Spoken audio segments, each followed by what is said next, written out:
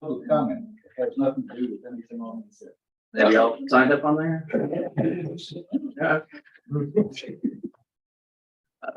Do we need him to sign up as a board member? Can he make an addressment starting off? Actually, the way the agenda's posted,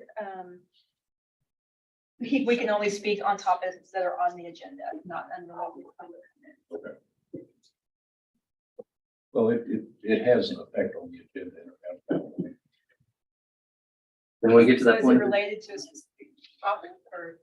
Well, let's see. If we can logically associate it with. any- Are you spending tax dollars in any way, shape, or form? Specifically or generally? Okay, 2A, review the current projects under construction. Are you using tax dollars? Yes. Okay. The Bell County representative, appointed representative to the tax appraisal board of directors resigned.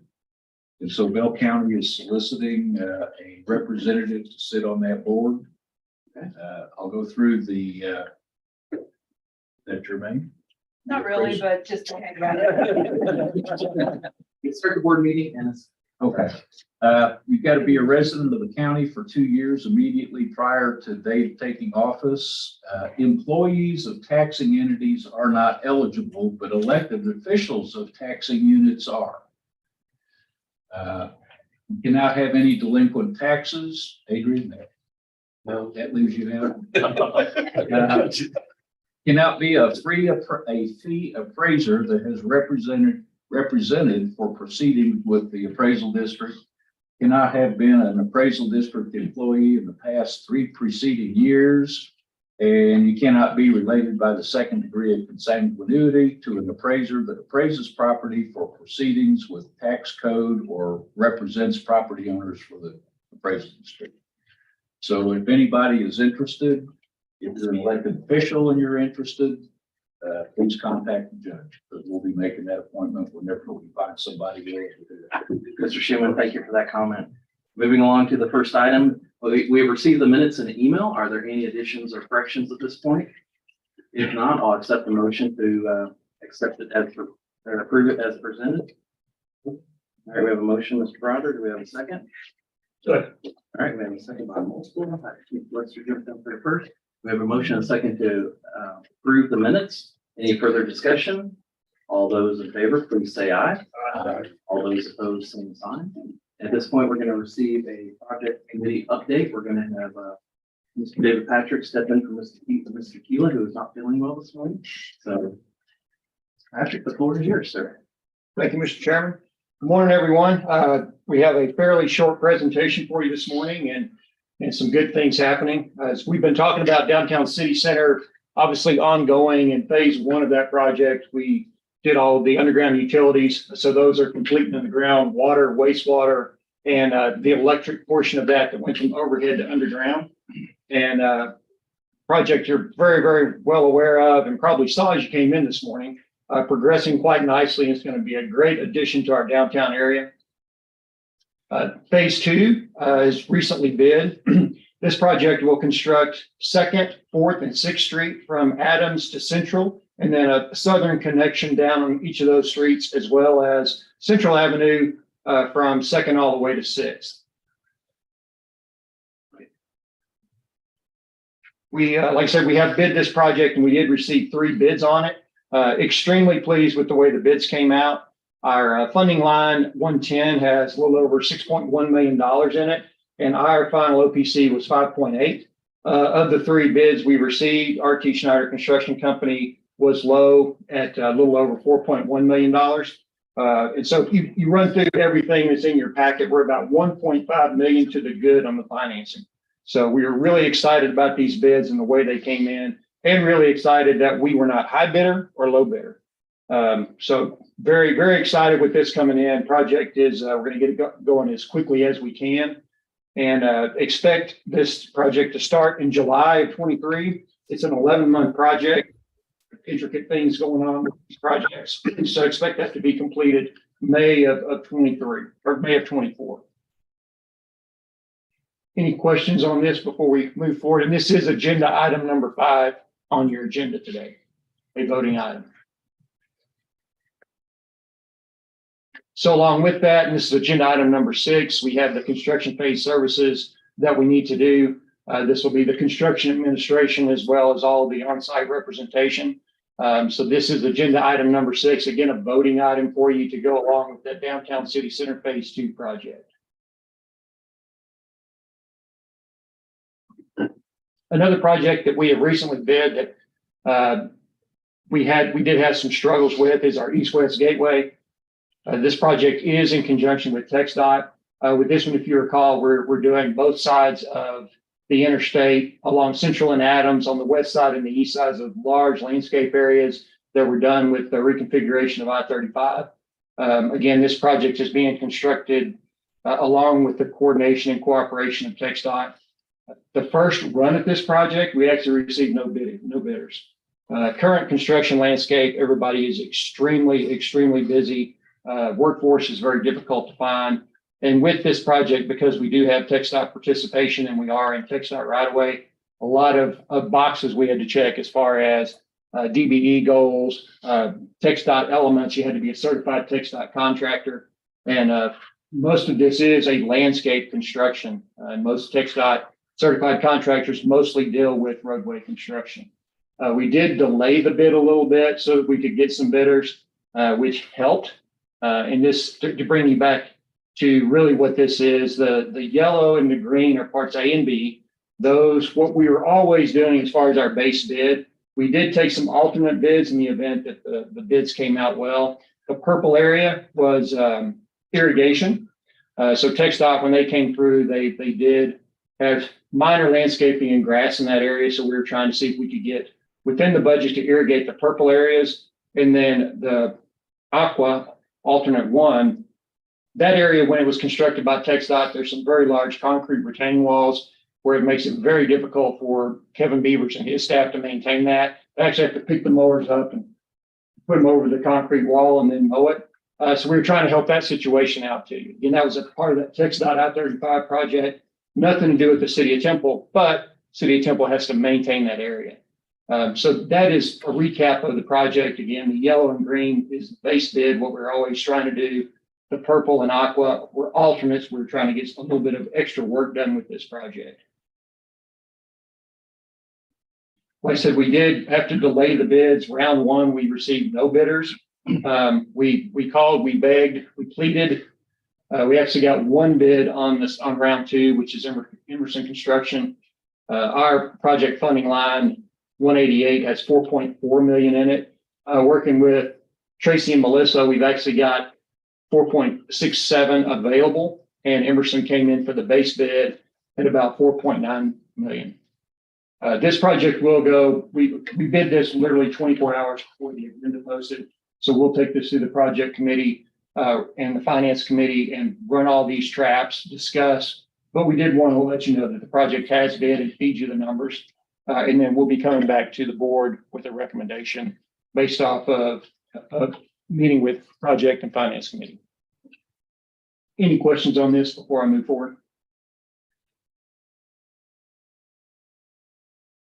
And then the last thing we have on the agenda today is the biological treatment and analysis.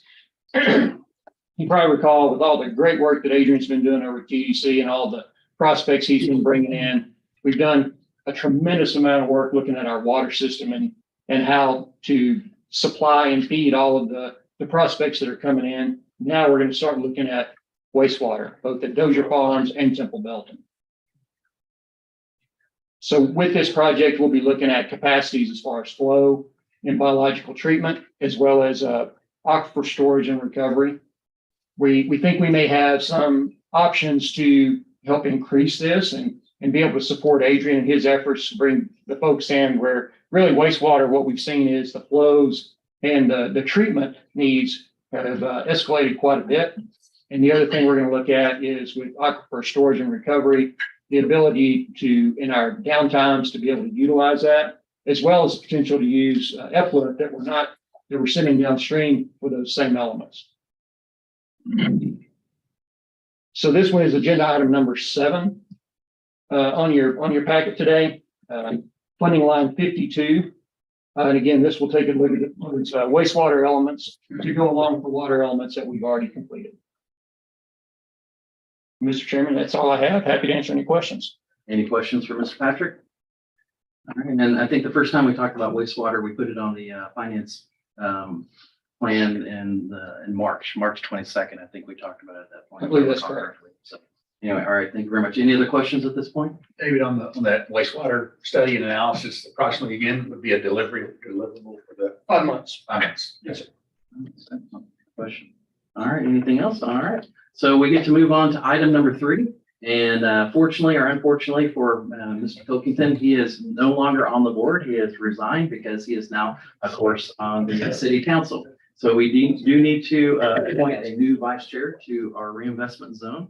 I'm going to recommend that Mr. Bob Browder be the vice chair going forward for stability. And I was looking for a motion to accept him as vice chair for the reinvestment zone. We have a motion from Mr. Fettig. Do we have a second? Mr. Wright, we have a motion and a second. Do we have any further discussion? If elected, would you actually take the position? Yes, sir. Okay, very good. Just want to double check and want to make sure. All right. All those in favor, please say aye. Aye. All those opposed, same sign. All right. Moving along to item number 4, we're going to receive a presentation. Mike. Did we stop the recording right there? Anyway, moving along to item number 4, we're going to receive a presentation from Sean Parker, our airport director. Mr. Parker, the floor is yours, sir. Thank you, Mr. Daniels. Good morning, everyone. We're going to talk about furniture for our new FBO center, which is called the Temple Executive Air Center. Belinda from the purchasing department and Heather from the marketing and communications department. We all three got together with our vendor and have picked out what we think is some very professional looking and comfortable at the same time furniture that's going to exceed our customers' expectations. First of all, we just want to give a brief update. The facility is moving along very well. We've got in the bottom right, the rock is up with the stucco, so you really get a good vibe of what the facility is going to look like. The picture of the canopy up on the top left, within the last week or two, they have put on the girders for the Rulon, which is the faux wood-looking top of that canopy. So some items have been added since these pictures were taken, but just wanted to give everybody a quick update on that. So we broke down the furniture items into 3 different categories. In the green, we have the administration area. The yellow is the public area where most of our passengers and public will be sitting or utilizing. And then the blue is the pilot area. As you see in the administration area, we have about 10 rooms that had to get furniture filled into it. So for $41,000 for 10 rooms, that's a pretty good price at just over $4,000 per room if you break it down, averaging them like that. The public area is where we really wanted to give that great looking executive style yet comfortable feel for our public. So we really wanted to focus on these areas to really get some standout items that is going to impress people when they come in. We wanted to go with the professional feel, yet in the passenger lounge in the top right, we wanted to move along with something that's more cabiny feeling. So we brought in some woods to mix in with the metals and the art of the facility itself. So it's going to look fantastic. The blue area for the pilot area, very simple. They just needed a break table in their kitchen area, a chair for a built-in desk in the computer area, and then some a recliner and 2 couches in their quiet rooms. Any questions on those? So with that, the total price comes right up to $160,000, and we would ask that you recommend to the city council approval for the purchase of this furniture for the new airport headquarters. Mr. Parker, thank you. Any other questions on the furniture to be put in the FBO or the new airport area? Is this aligned with the budget that we had for this? Yes, sir. Good question. We came in under budget on that. Even better. Thank you. Appreciate it. Very good.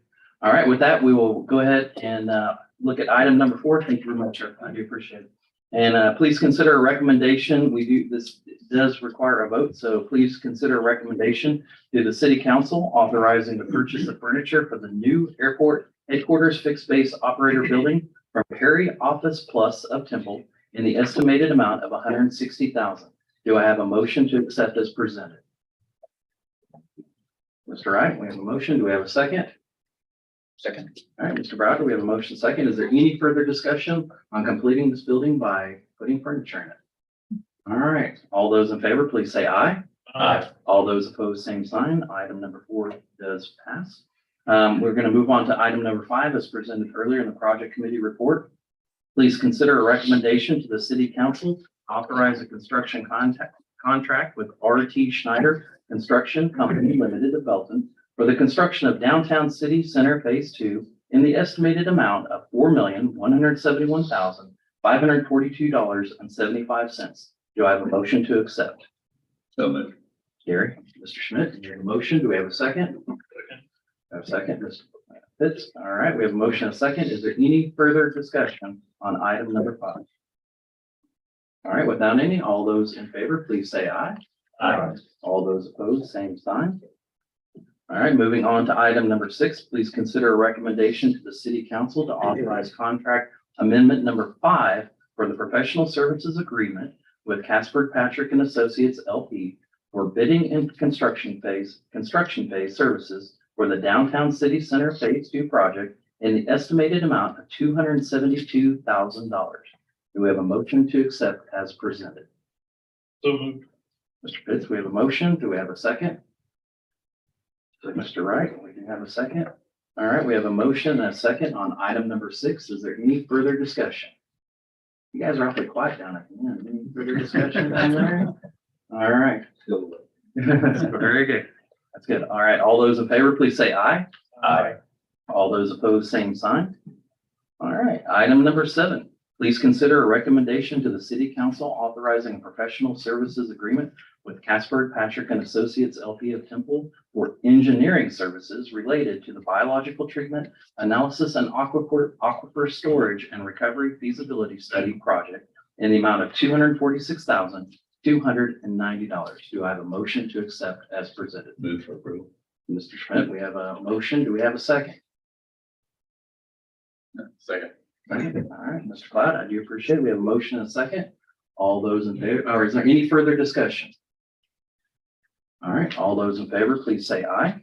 Aye. All those opposed, same sign. All right, item number 7 does pass. Item number 8, we're going to receive an update and report from the TEDC President and CEO, Adrian Kennedy. Mr. Kennedy, the floor is yours, sir. Thank you, Mr. Chair. Not a big update from the EDC this month. I wanted to give you guys a briefing on where we set with respect to our prospect activity. I know there's been a lot of conversation. You read the news articles, what's going on around the nation about pending recession and the debt ceiling and all those other kinds of things. We were just, myself and a number of other communities from around the state of Texas and the governor's office were in New York about 2 weeks ago. And we were visiting with all of the very large financial and accounting firms, PricewaterhouseCoopers, Deloitte, Ernst & Young, a number of businesses in the New York area as well, as part of our recruitment mission to bring those businesses and get in front of projects that might be looking at the state of Texas. And still the feedback was from that group, we're working with a number of clients from around the country, around the globe even. And as they look at new investments, those investments have to be made. As there's shifts in the economy that are forcing them to look at other avenues by which to drive revenue, Texas is still, at the center of those conversations in a little bit of the southeastern United States. What we're understanding is, as we've all heard, workforce is a big issue. We heard David Patrick, KPA, talk about just at the landscaping level, trying to get folks to get out there and get on that job and work on landscaping. Obviously, we're seeing this across a number of industries, from low skilled to semi-skilled to high skilled. It's all stressed. But what everyone agreed at the table, we had lunches and we had meetings at corporate offices, what everyone agreed is, in a workforce constraint around the country, you go to the places where you have the most amount of people, because you have the best opportunity to capture talent, and you capture all of those workers along that spectrum of low skilled all the way up to very professional and high skilled employees. And Texas is at the center of that.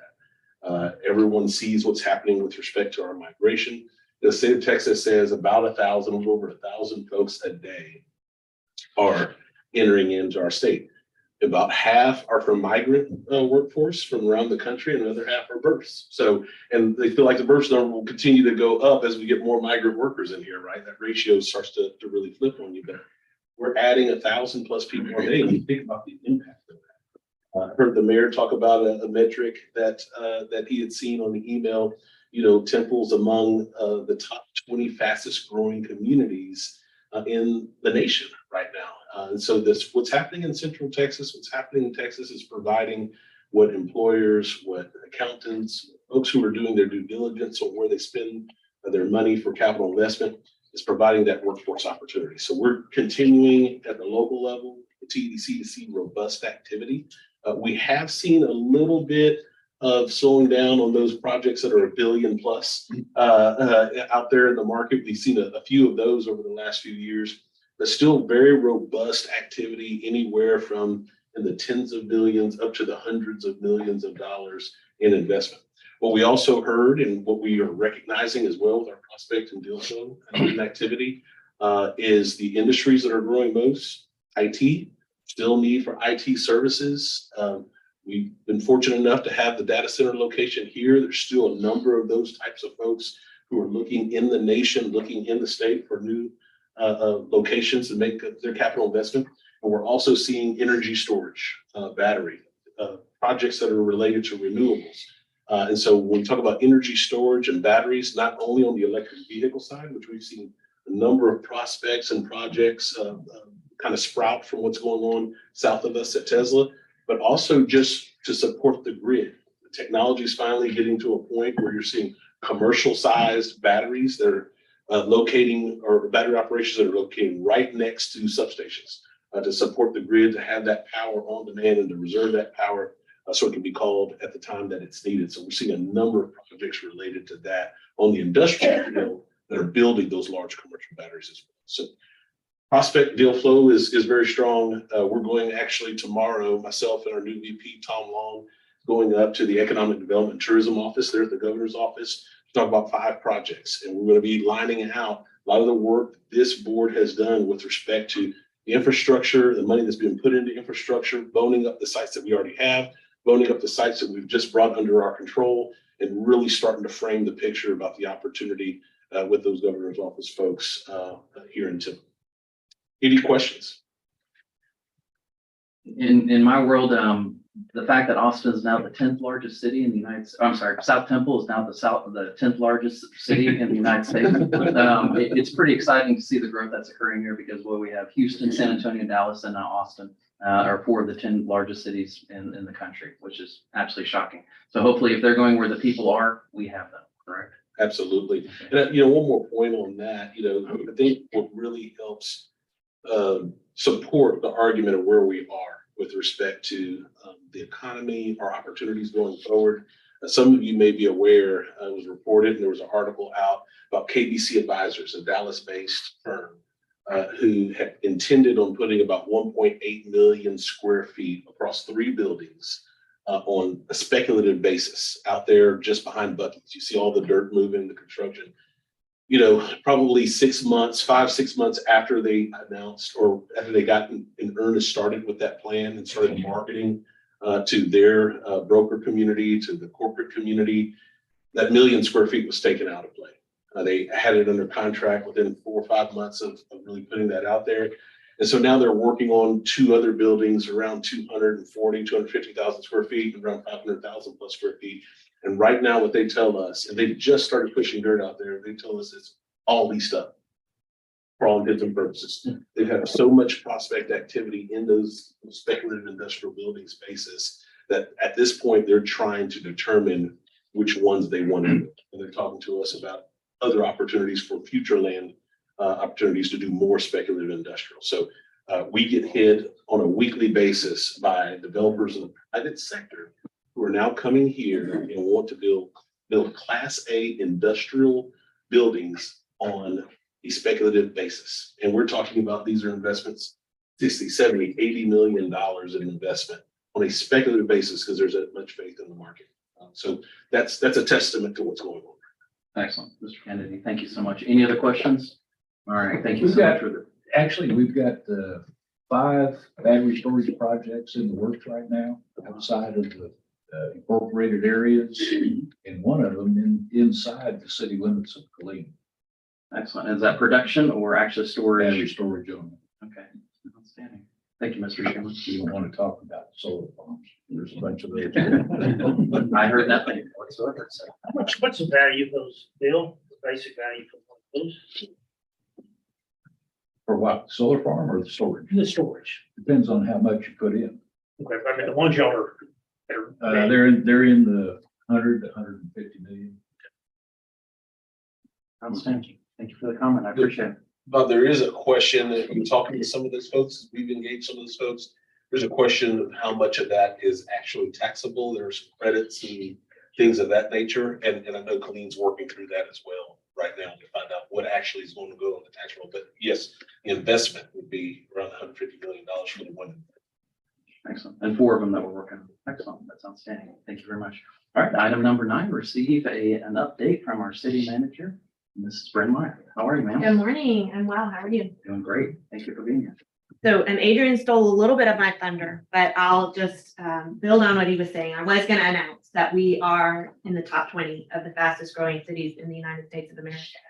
And as such, we've got a lot of capital work going on. So I want to give a few capital project updates, some related to RZ projects, but really just mostly focusing on projects funded in other ways, but that I think important for you all to keep up with. So One RZ related project is the McLean Pump Station. You'll recall that that is a project in support of the North Industrial Park overall and Meta in specific for their water needs. You may recall that TSEC initially required, when they responded to our first submittal of our plans, ground storage to be co-located with that pump station. We've received exceptions for similar situations in nearby areas, and we think that it makes sense to get an exception from that for operational purposes, cost savings, and time savings. So we've submitted another exception request to TCEQ. We're still pending that, but do expect to hear back in July. So depending on how that goes, we may need to have an additional conversation about design changes to add in a ground storage tank. But hopefully we'll just proceed with the project as originally planned when we get hopefully good news from them. Another Meta related project, this time on the wastewater side, is the Pepper Creek trunk sewer project. We are in right-of-way phase right now, but do expect to bid out the project in October or November. So that project is advancing and is underway. A project that's coming to the city council in June for consideration is one of our big wastewater trunk lines, Knob Creek Phase 1. So that we'll ask council to award that contract on June 15th. That rounds out some other large trunk sewer projects.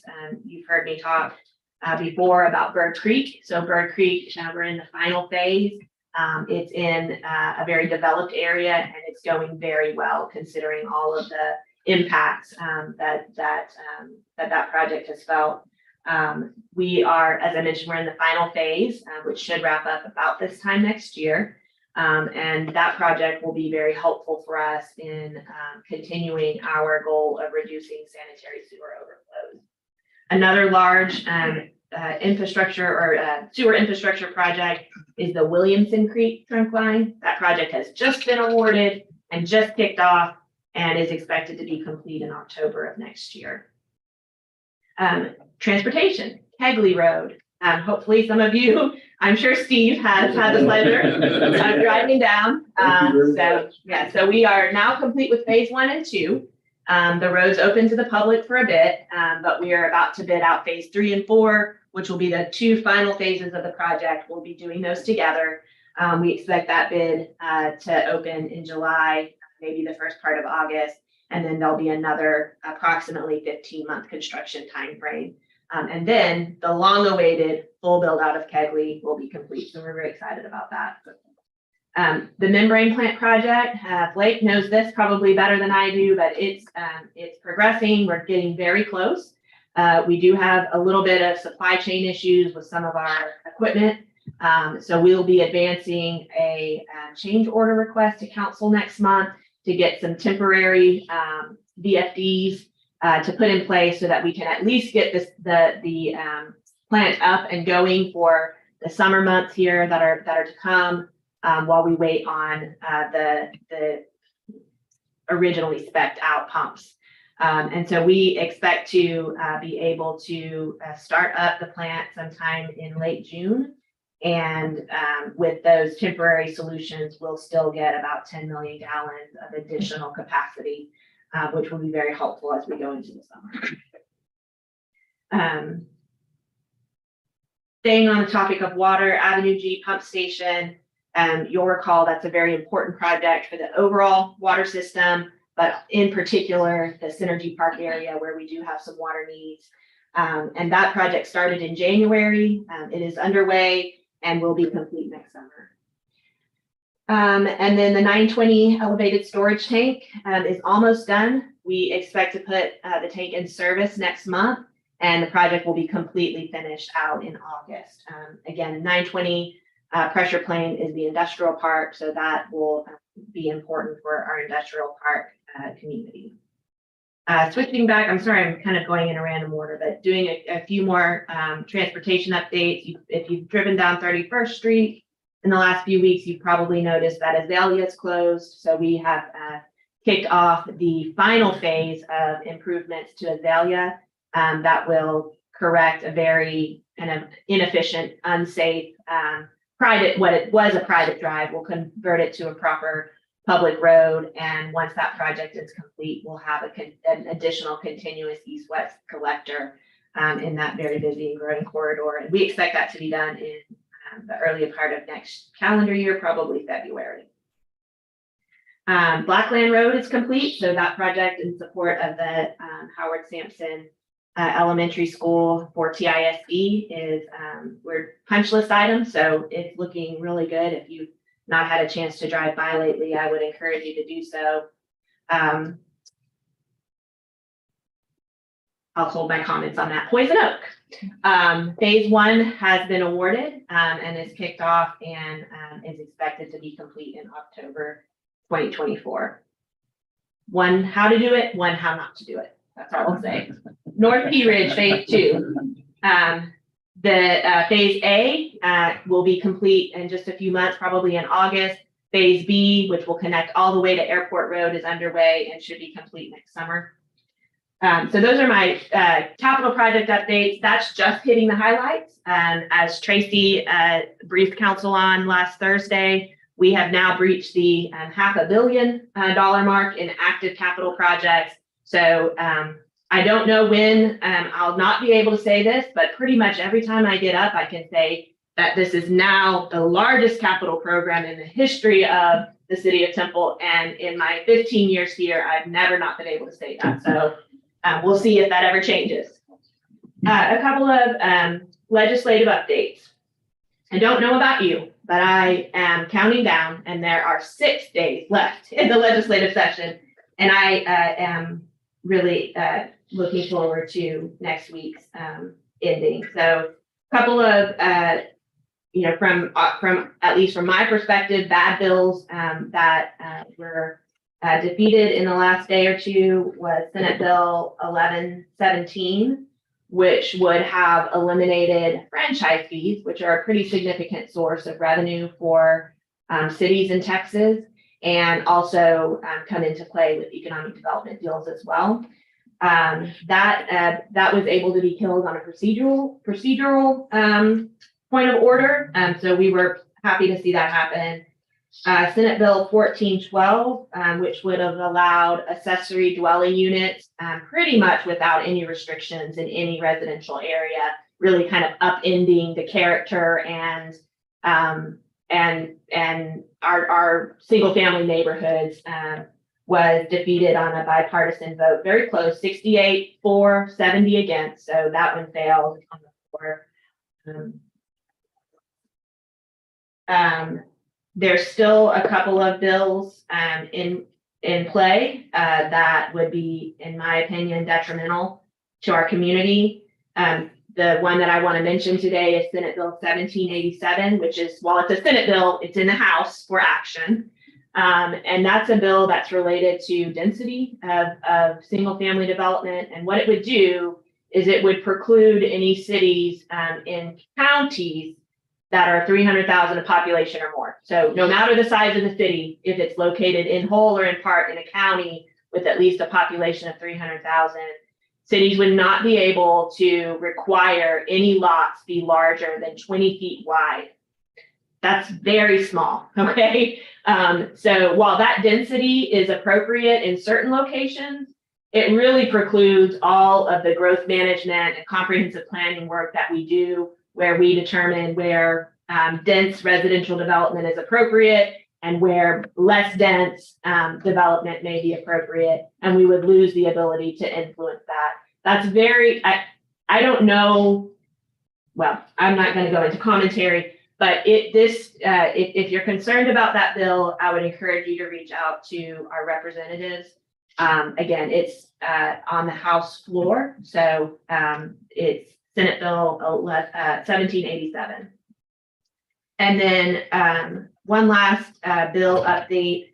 Our very own Rep. Shine has worked extremely hard on HB 1613 and its companion in the Senate, which is related to making at least partially whole cities and counties who are disproportionately affected by the disabled veterans property tax exemption. And the bill passed out of the House. It also passed out of the Senate, but the Senate version is significantly different than the House version. And so it will likely go to conference, but it's expected to die in conference because I think the gap is too wide to close. So Rep. Shine worked so very hard on that. So I know he's disappointed in that outcome. And while that would have certainly been impactful for the city of Temple, I know Commissioner Schuman, Bell County and the other cities even closer to Fort Cavazos are even more impacted by that. And so we're sad to see that is unlikely to make it through. Again, there's 6 days left in the session, so if anything stirs you, then please reach out as soon as you can. You'll see us repping our Public Works Week shirts today. This is our national annual celebration of the men and women who work so hard to take care of the things that we often take for granted, our trash, our water, our wastewater. I know you all know those things and care about them, but they're so often taken such good care of that we don't even think about them. So we're celebrating them this week, and in particular today with the luncheon. And we're excited to be able to host it at our brand new solid waste facility. So we're going to be eating on, Richard, hopefully the unused floor. I'm not sure. I'm not sure if they started moving in last week. So I'm not sure if we started using the floor. I'm not sure what it says about my life choices, but this is not the first time that I've had lunch on a solid waste transfer station floor. So if it's been used, it's fine. I've done it before. And share that concludes my report. Lars, thank you very much. Any other questions or comments? All right, at this point, we are going to move to scheduling the next board meeting, June 28th, as I make eye contact with City Secretary Ramon. Very good. So if you can put that on your calendar, June 28th. And at this point, I will take a motion to adjourn. Motion. Okay, I thought we were going to hang out for a while. I thought that's going to happen. Mr. Chris, thank you very much. All those in favor of adjourning, please say aye. Aye. All those opposed? All right, we are adjourned. Y'all have a great week. Thank you so much for your hard work for our community. And Mrs. Myers,